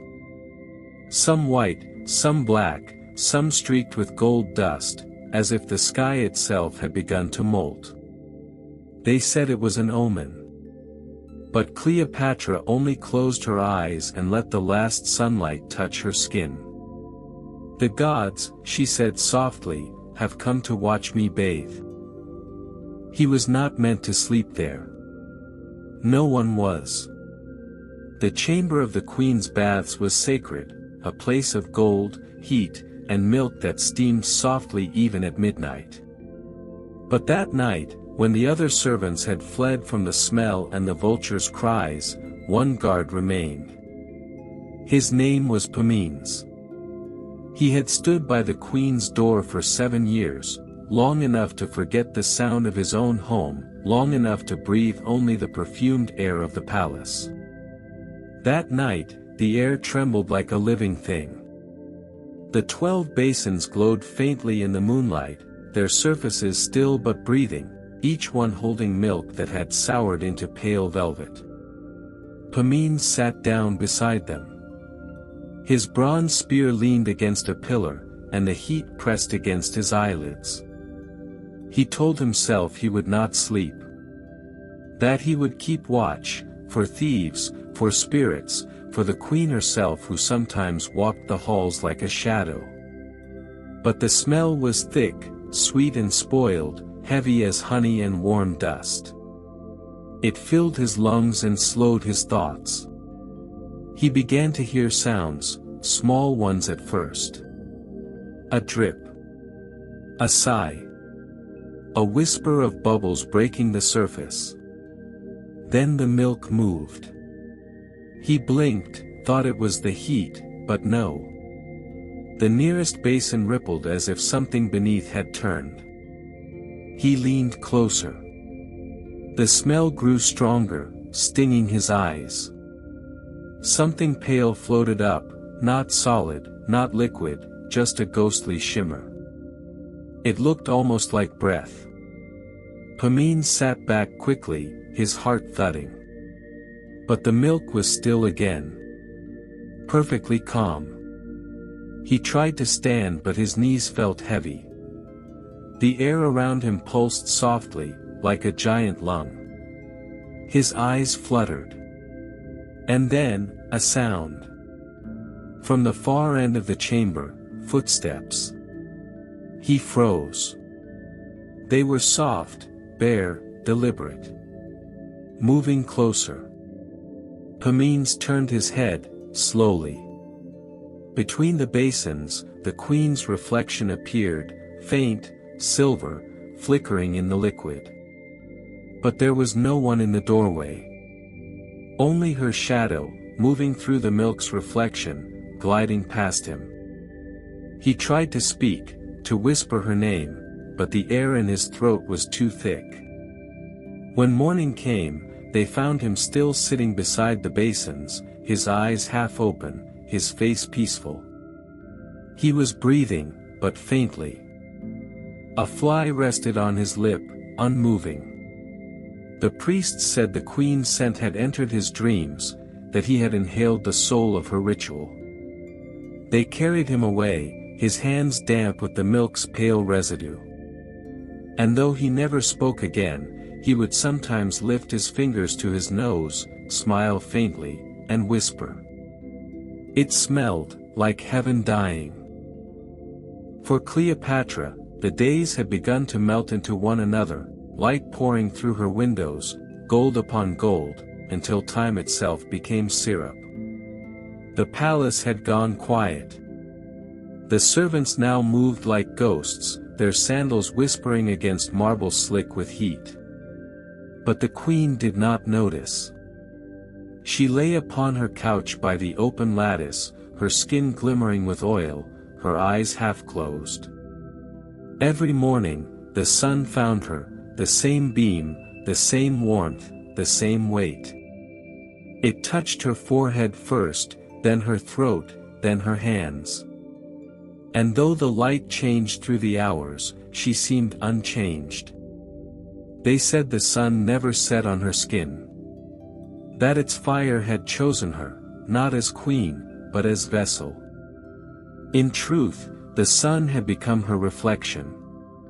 The light was no longer blessing her, it was feeding on her, drinking the perfume, the oils, the faint sour vapor that rose from her baths. Each day it stayed a little longer. Each night it left a little less of her behind. By the third week, her handmaid IRAs noticed the change. The queen's skin glowed as if gilded, yes, but when she touched it with cloth, the shimmer stayed behind, staining the fabric with a faint pale dust. My queen, IRAs whispered, the light burns too long today. Cleopatra smiled without opening her eyes. It cannot burn what it adores. Outside, the vultures had gone. The air hung heavy and silent. Even the Nile seemed slower, its surface dull beneath the endless sun. At noon, when the milk was poured for her next bath, it shimmered not white but gold, as though the sun itself had dissolved into it. Cleopatra dipped her fingers. The milk was warm, almost hot. She closed her eyes and breathed. "Do you smell it?" she asked. "Yes, my queen," said Iris softly. "It smells eternal." But the scent beneath it was no longer sweetness, it was something else. Something faintly bitter, faintly sharp, faintly alive. The queen did not notice. Or perhaps she did, and loved it. She stepped into the basin, the liquid sliding over her skin like a second sun. And as the light from the window spilled upon her, it did not fade with the hour. The servants outside whispered that evening never came. That the queen bathed so long, the shadows never dared to rise. And by the time the moon returned to the river, the palace still glowed with a daylight that refused to die. The light of a queen whose skin remembered the sun, and would not let it go. His name was Meneket, the palace scribe. He was not a man of gods or beauty, only of words, one who made the queen's life into sentences, her rituals into lists. It was he who first wrote the recipe.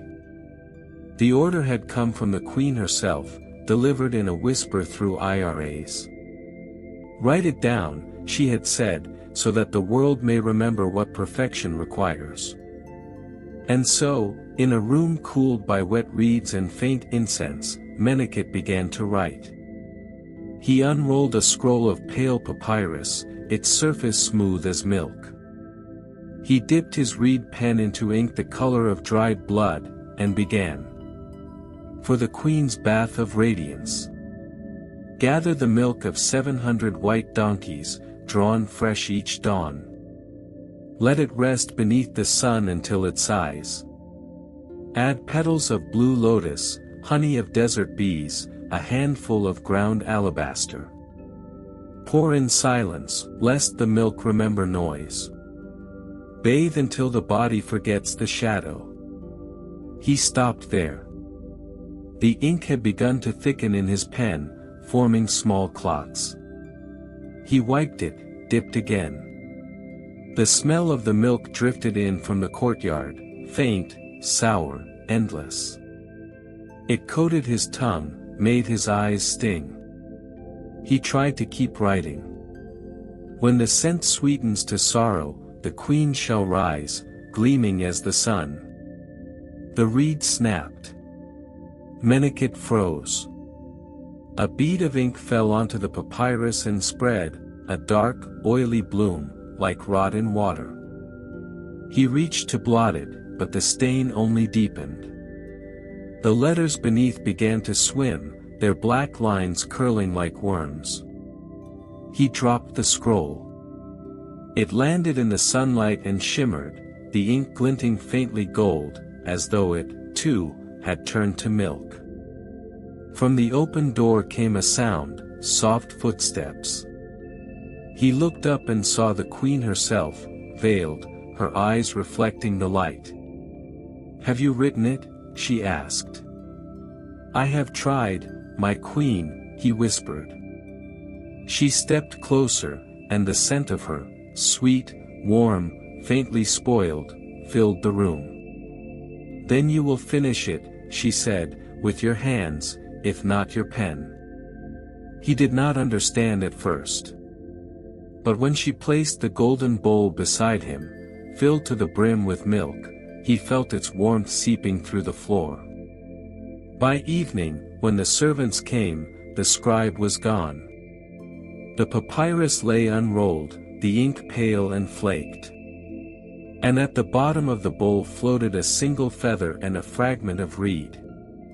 No one ever found the rest of the scroll. But for years afterward, when the palace walls were washed, faint letters would reappear, brown, curving, illegible, as if the milk itself were trying to remember the words he wrote. After her final immersion that day, Cleopatra did not speak. No one did. The air in the chamber hung thick as honey. The 12 basins steamed faintly, their milk no longer white but pale gold, like the color of trapped breath. The queen rose from them in silence, her body gleaming with a strange, lightless shine. No ripple moved behind her. Even the water seemed afraid to follow. Iras and Charmian, her handmaidens, waited with linen cloths, but their hands did not move. They only watched, the way people watch the sky before a storm, when the birds vanish and the air tastes of metal. The queen's hair clung to her shoulders. Her lips were parted but soundless. Her eyes, two still pools, reflected nothing. When she stepped onto the marble, her footprints left small stains that shimmered faintly, then faded as if swallowed by the stone. "Speak," she said softly at last. But her voice was not hers. It was hollow, dry, and distant, as if it came from beneath the floor. The women fell to their knees. Cleopatra turned her face toward the window where the sun hung low, trembling.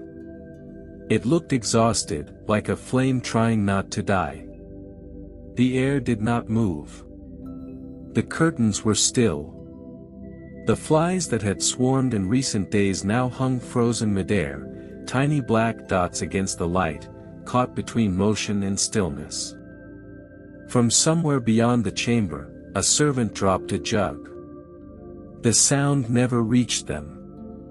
Only the faint shiver of air that followed, then nothing again. The queen looked toward the basins. The milk inside no longer steamed. It had settled into an impossible calm, each surface smooth as glass. For a moment, she saw her reflection there, 12 of herself, each more pale, each more still. And then something shifted. A faint tremor beneath the marble, like a heart beating too slowly. She closed her eyes. The silence pressed harder, around her, inside her, through her. When she finally opened them again, the attendants were gone. The room stood empty, yet still heavy with their shapes. The basins glowed faintly. And in the air hung a single, invisible note. The silence after the last breath. The quiet that waits before history begins to rot. That night, sleep found her not as rest, but as return. Cleopatra lay in her chamber, her body cooled and perfumed, her skin radiant and brittle as alabaster. Outside, the air was heavy and blue, the Nile whispering beneath the moon. The palace slept. The city held its breath. And then she began to dream. The sound came first, a slow, rhythmic clatter. Hooves. Hundreds of them, striking sand, echoing against unseen walls. The sound grew louder until it filled her skull, each step like the pulse of the earth itself. She opened her eyes, in the dream, and saw a vast desert, pale beneath a silver sky. No palace. No servants. Only dunes rolling like frozen waves, and beyond them, shapes. Donkeys. White, endless, countless. Their coats shimmered in moonlight, their eyes were wet and human. They moved in silence now, their hooves leaving no prints. Each one carried a small bronze bowl tied to its neck, clinking softly as they walked. The air smelled of sour milk and dust. She tried to speak, to call them, but no sound came. Her voice had vanished into the wind. One donkey stepped closer. Smaller than the rest, its ears quivered. Its eyes met hers, wide, patient, unblinking. It bowed its head. From its throat came a soft, wet sound, a sigh that turned into a trickle. Milk dripped from its mouth, slow and glowing. It hit the sand and hissed. Then the others followed. One by one, they opened their mouths and poured, milk streaming like rain, running between her feet, rising around her ankles. The desert began to shine. She stepped back, but the milk followed, swirling like a tide. When she looked down, she saw her reflection in it, not gold now, but pale and transparent. Her face flickered like a candle seen through water. And then she heard them speak.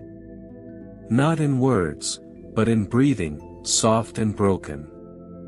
1,000 sighs whispering the same thought. You took what was ours. She fell to her knees. The milk rose to her chest. The donkeys kept walking, their eyes dim and endless.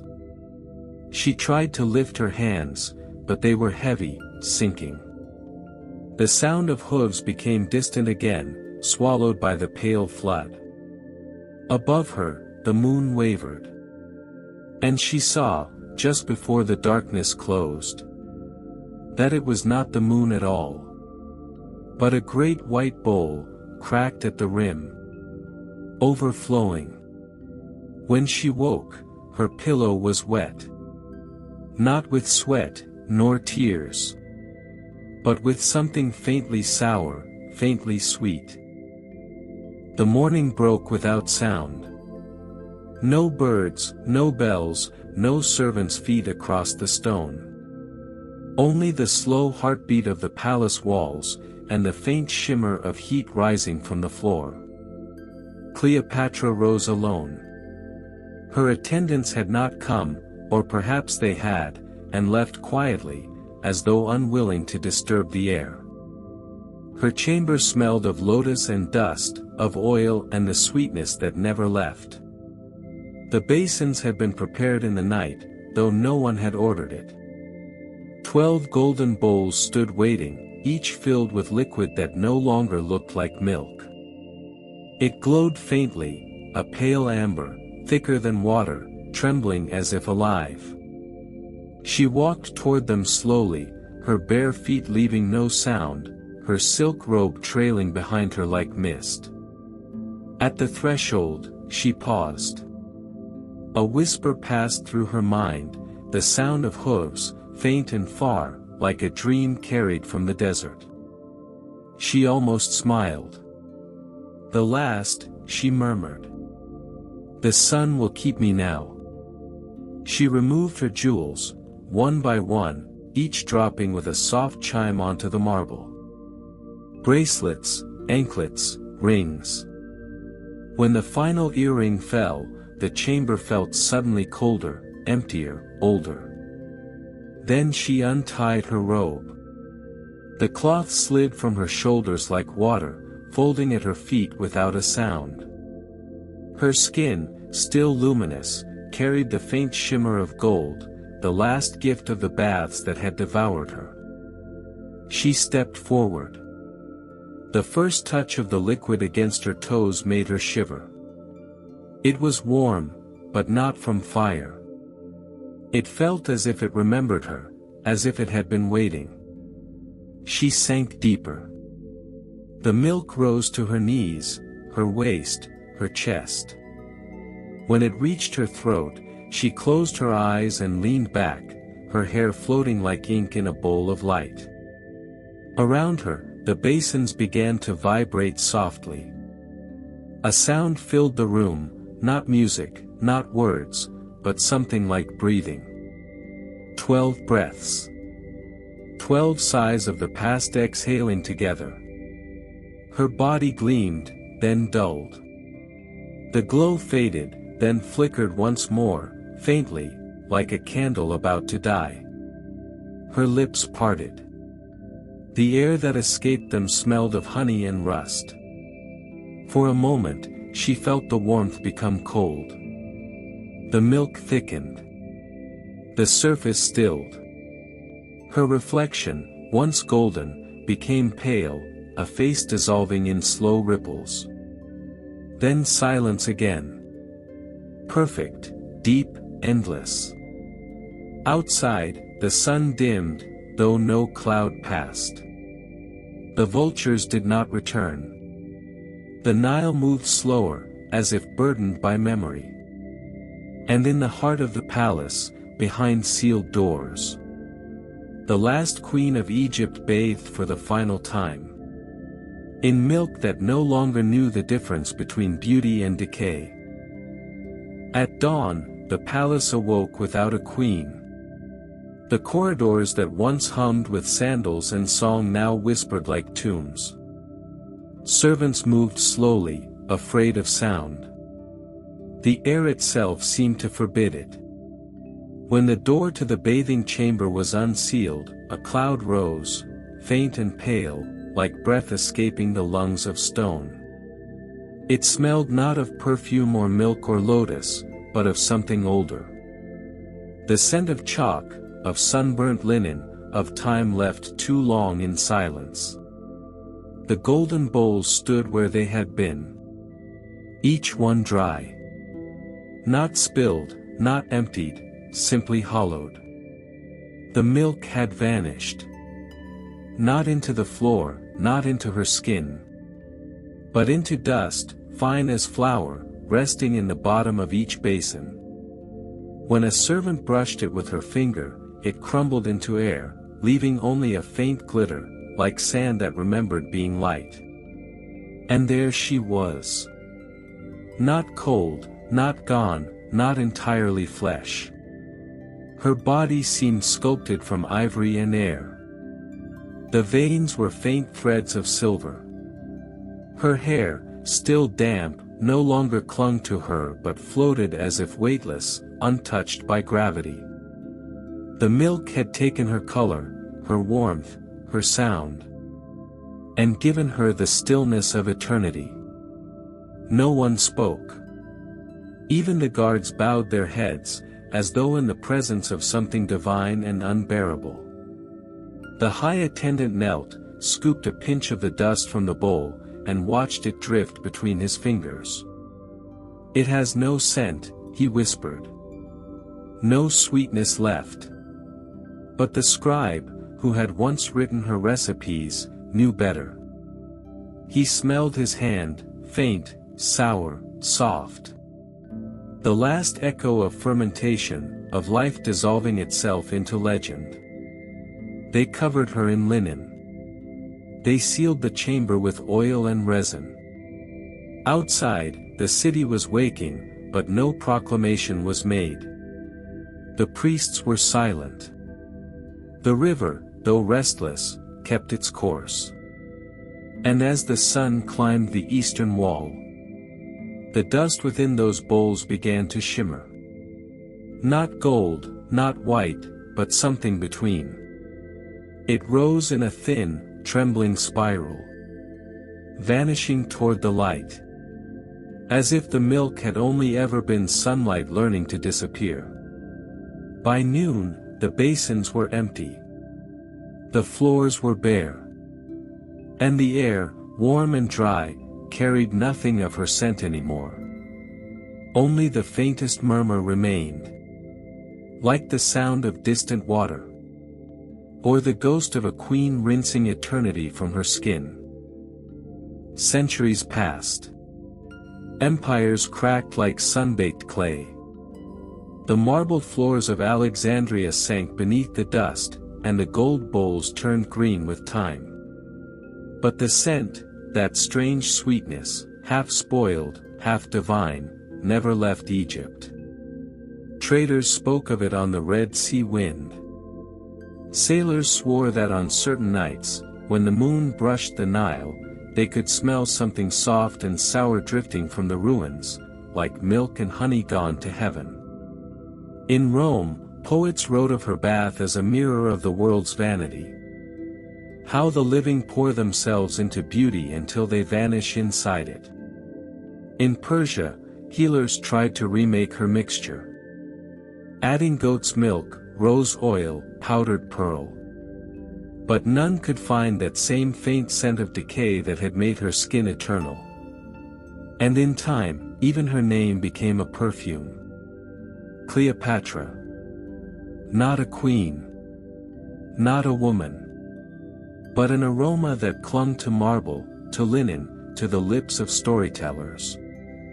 When the French excavators came with their brushes and lamps, they found the chamber, sealed, silent, shimmering with a fine layer of white dust. They thought it was limestone, the shedding of centuries. But when one of them lifted a pinch to his face, he smelled it. Soft, sweet, sour. A fragrance older than empire. He wrote in his notebook. It smells of her. The air itself remembers her bath. The dust was taken, studied, sealed in glass. They called it residue, mineral deposit. But no one could explain the faint glimmer it left on the fingers. A sheen like moonlight in milk. And so the story spread again. In salons, in museums, in whispers between curators and dreamers. Each retelling gave her a new body, a new scent, a new eternity. She was no longer the woman who bathed in donkey's milk, but the fragrance that outlived death. A legend that never spoiled.